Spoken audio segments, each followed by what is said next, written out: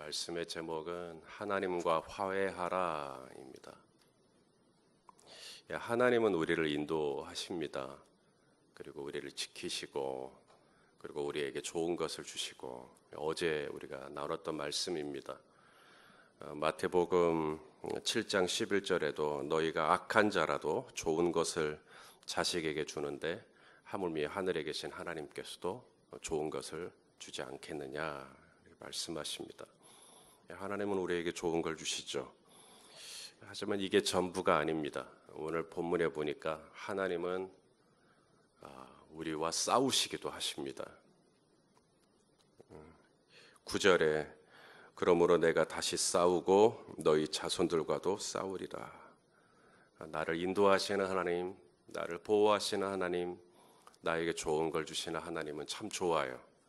그럴 때 나와 싸우시는 하나님 어떻게 받아들이십니까?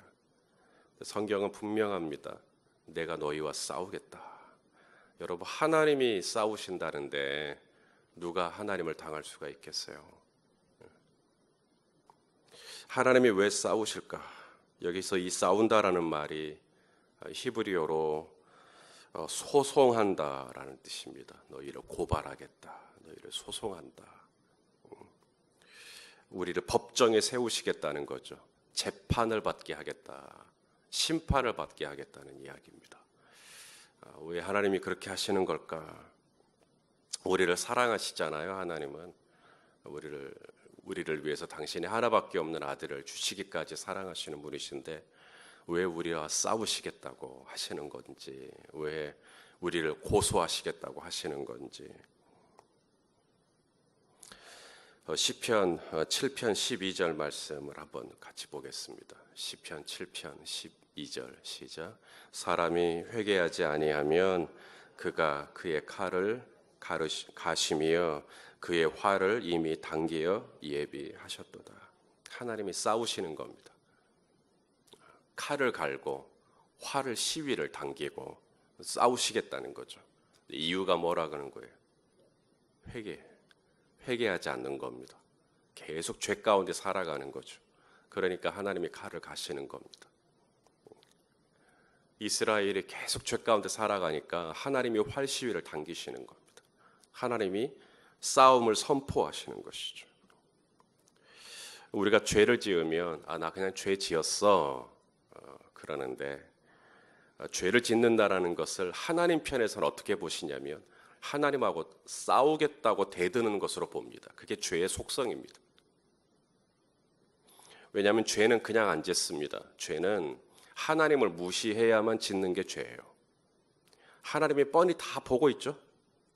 하나님이 뻔히 다 듣고 있습니다. 하나님이 뻔히 다 우리와 함께 하십니다. 그런데 우리는 거짓말을 합니다. 그런데 우리는 험담을 합니다. 그런데 우리는 죄를 짓습니다. 아니, 하나님 바로 옆에 있는데 우리가 또 그렇게 고백하잖아요. 주님은 언제나 어느 곳에나 우리와 있다고. 그러면서도 뻔뻔하게 죄는 또 다 짓습니다. 그러니까 죄를 짓는다는 그 자체는 하나님을 철저히 무시하는 겁니다. 그리고 내가 죄를 지어도 내가 이 정도 죄를 지어도 괜찮아 라고 내가 하나님보다 올라가 버리는 겁니다. 그러니 하나님 편에서는 대적하는 겁니다. 그게 죄의 뿌리입니다. 그래서 하나님이 네가 나랑 한번 해보자는 거야? 그럼 좋아. 나도 칼을 갈겠어. 나도 활을 당기겠어. 이런 뜻입니다. 계속해서 내가 죄 가운데 살아갈 때 하나님께서 그렇게 하시겠다는 거죠. 마태복음 5장 25절 말씀을 보시면 너를 고발하는 자와 함께 있을 때 얼른 화해하라. 얼른 사화하라. 하나님이 우리를 고소하시겠다잖아요. 너희가 정당한지 내가 한번 재판을 맡겨봐야겠다. 그럼 지금 하나님이 지금 이렇게 칼을 가셨다면 우리가 할 일은 얼른 화해하는 것입니다. 얼른 하나님 앞에 엎드리고 얼른 하나님하고 사화하는 것입니다. 시편에도 그런 말씀이 있습니다. 시편 2편 12절 말씀 이렇게 시작합니다. 그의 아들에게 입맞춰라. 예수 그리스도죠. 왕의 아들. 그분에게 얼른 입맞춰라. 그렇지 아니하면 진노하심으로 너희가 길에서 망하리니 그의 진노가 급하심이라. 여호와께 피하는 모든 자는 다 복에 있도다. 얼른 입 맞춰라. 이 말이 무슨 말이에요? 화해하라는 이야기입니다.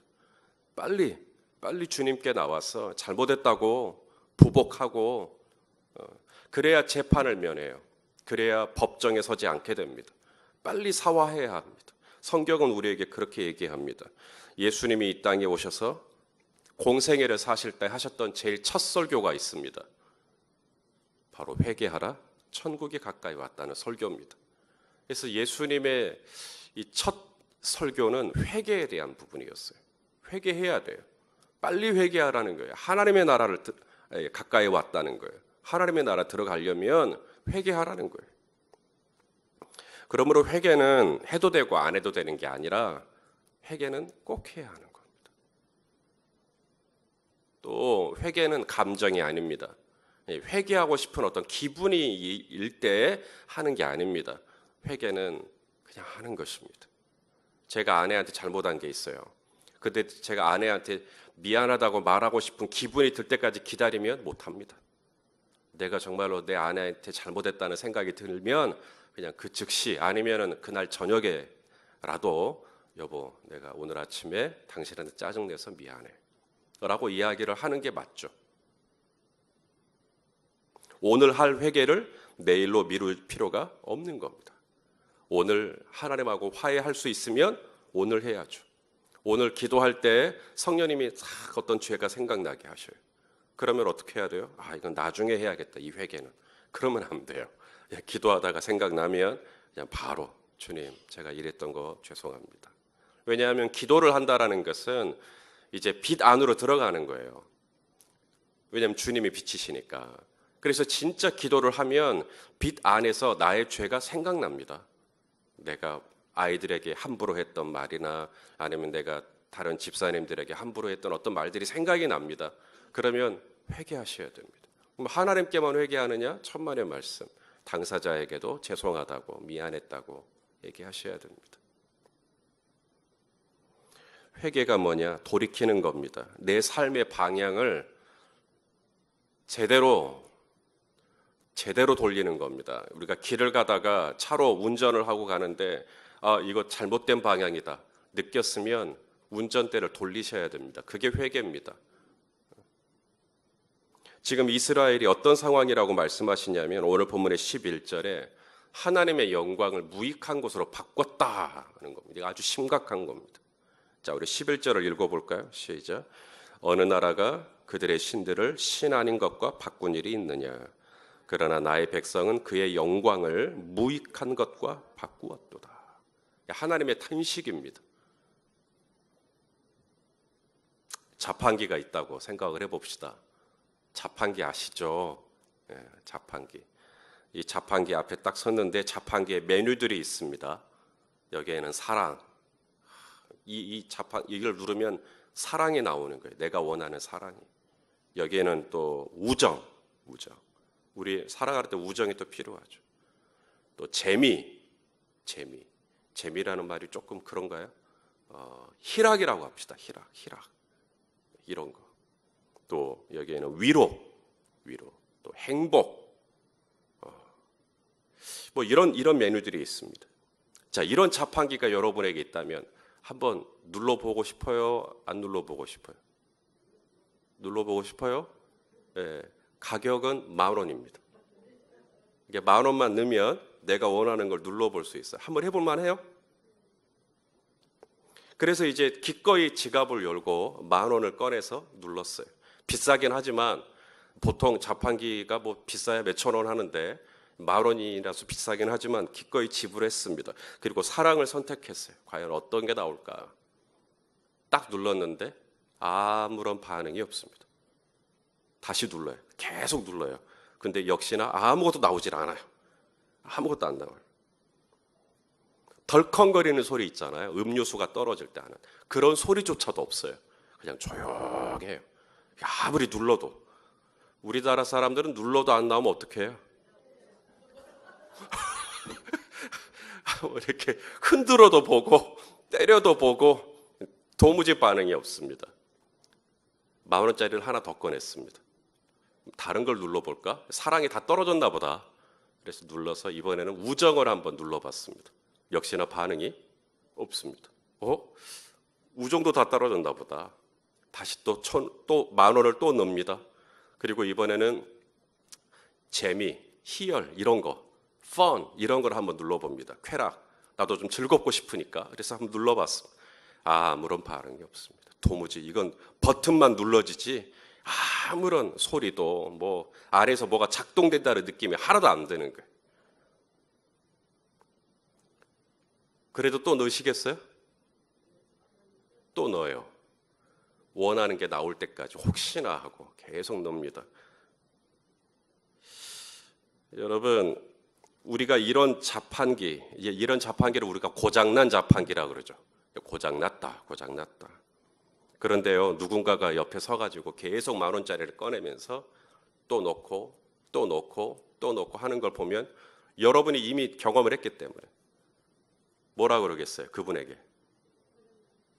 저기요, 그 고장났어요, 고장. 아무것도 없어요. 해봤자 소용없어요. 그렇게 말하는 게 전도입니다. 당신이 지금 계속 그렇게 투자하는 그것이 당신에게 무익한 겁니다. 라고 말해주는 것. 그게 전도예요. 제 아들이 어느 날 저에게 옵니다. 아빠, 저 10,000원만 주세요. 10,000원이나 뭐 하려고? 저 여기 재미 있잖아요. 재미 한번 골라보고 싶어요. 저 인생을 좀 재밌게 살고 싶거든요. 제가 어떨까요? 10,000원을 줘요? 아들아, 그거 하나도 재미없어. 네가 원하는 재미는 절대 나오지 않아. 근데 아들은 한 판만 해볼게. 한 판만. 그래서 그래라. 그리고 제가 10,000원을 줬어요.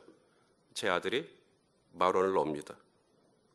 역시나 아무것도 안 나옵니다. 저는 기대합니다. 제 아들이 이거 고장난 거구나. 이거 아무런 쓸데 없는 거구나. 근데 제 아들은 또다시 저에게 옵니다. 아빠, 저에게 10,000원 하나만 더. 그래서 왜? 이제 재미 말고 우정. 나 친구들이 좋아. 우정을 한번 해볼래. 그거 아무것도 아니라니까. 아빠 그냥 눈 감아주고 그냥 나 10,000원만 줘요. 그래, 알았다. 그래서 10,000원을 또 줍니다. 제 아들은 또 얼른 달려가서 또 우정을 막 눌러봅니다. 역시나 아무것도 안 나오죠. 아들이 또 옵니다. 10,000원만 더. 왜? 나 이번에 사랑을 한번 눌러볼래. 나 사랑이 필요해. 제 마음이 어떨까요? 아니라니까. 그거 아무것도 안 나온다고. 그거 무익한 거라니까. 네가 거기다가 아무리 많은 걸 투자해봐라. 네가 그 앞에 가서 손을 빌어보고, 네가 그 앞에 가서 노래를 불러보고, 네가 그 앞에 가서 춤을 춰보고, 네가 그 앞에 가서 10만 원을 넣어보고 100만 원을 넣어봐라. 아무런 반응 없다니까.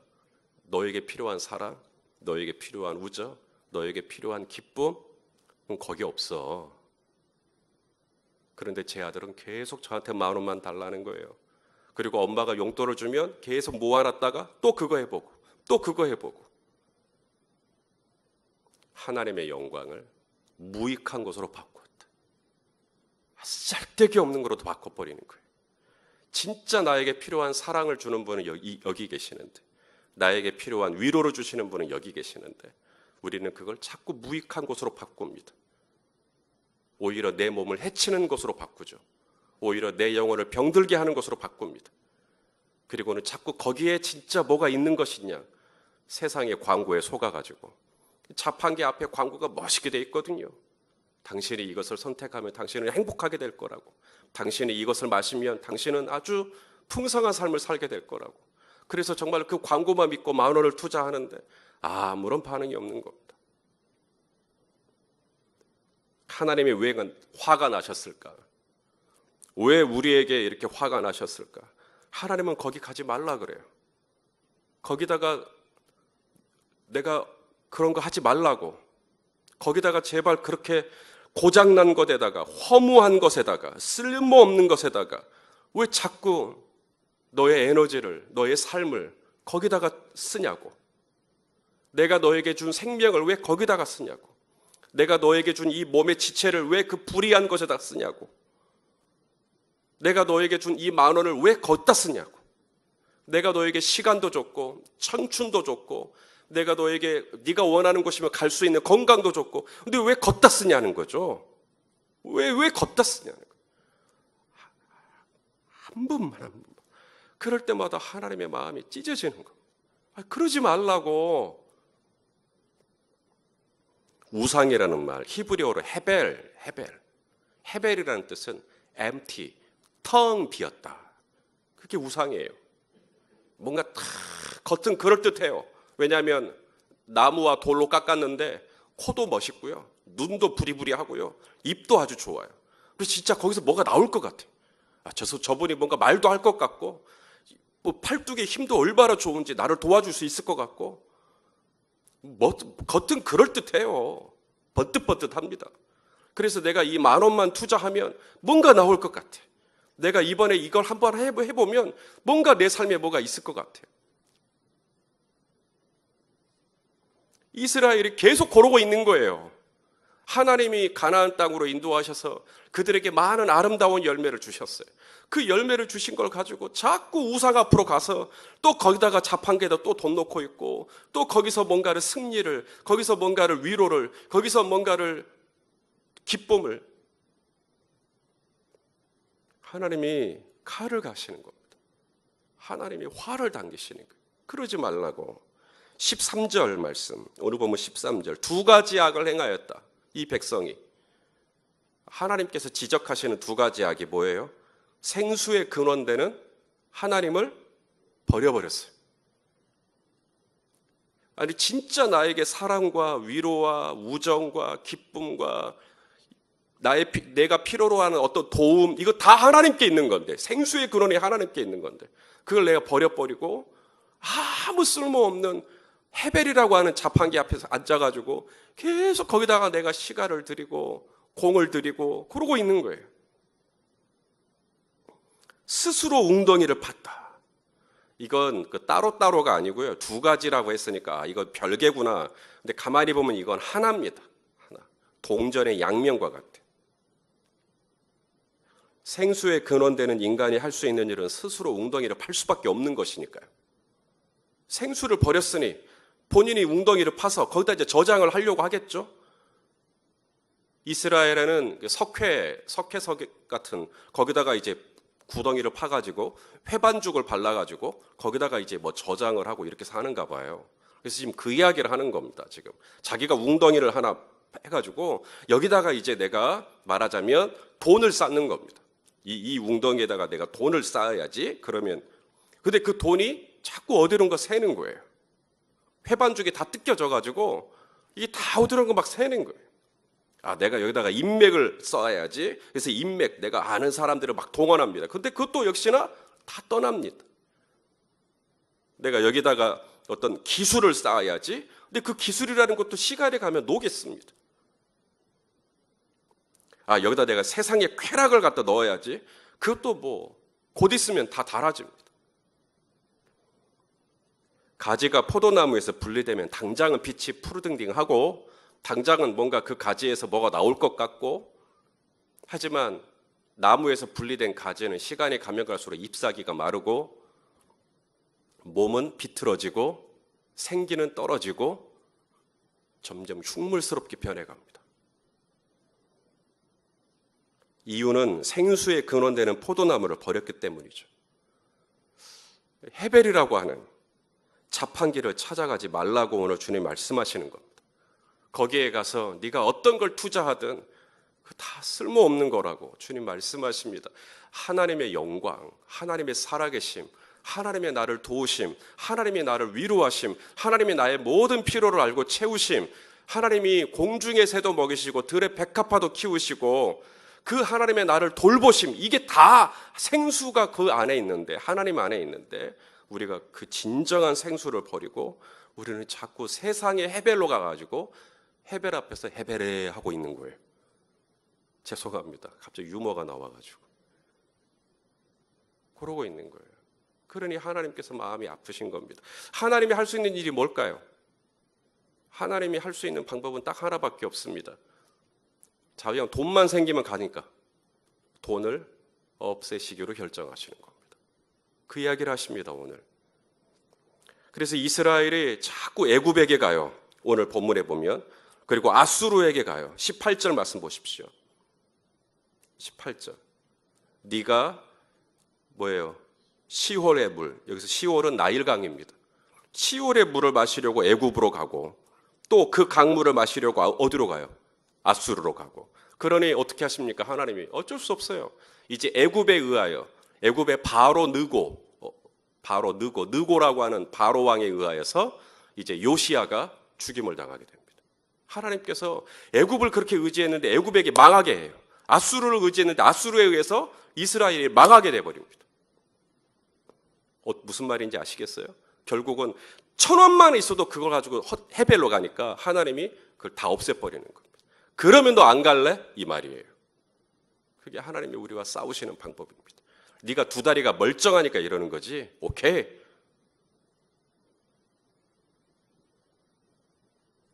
하나님께서 우리를 사랑하시기 때문입니다. 생수의 근원을 떠나지 말라는 거죠. 진짜 생명이 어디에 있는지를 알고 헤벨 앞에서 기웃거리지 말고 거기서 뭐가 나올 것 마냥 지금도 거기서 기다리고 있지 말고 생수의 근원되는 나에게 돌아오라는 거예요. 회개하라는 겁니다. 빨리 나하고 사화하자는 것입니다. 오늘 말씀을 통해 하나님이 우리에게 깨우치신다고 저는 봅니다. 우리 하나님이 내 인생의 진정한 생수의 근원임을 믿으십니까? 우리가 필요로 하는 모든 것이 다 주님 안에 포도나무이신 그분 안에 진정 있다라는 걸 믿으신다면 우리 안에 하나님을 경외하는 마음, 하나님을 온전히 의지하는 마음 가지고 오늘 이 새벽에도 생수의 근원되는 주님 앞에 나오셨으니 주님의 이름을 부르고 주님께 나의 필요를 간구하고 그리고 주님으로부터 오는 위로와 평강을 누리는 귀하고 복된 이 하루가 되시기를 예수님의 이름으로 축원합니다.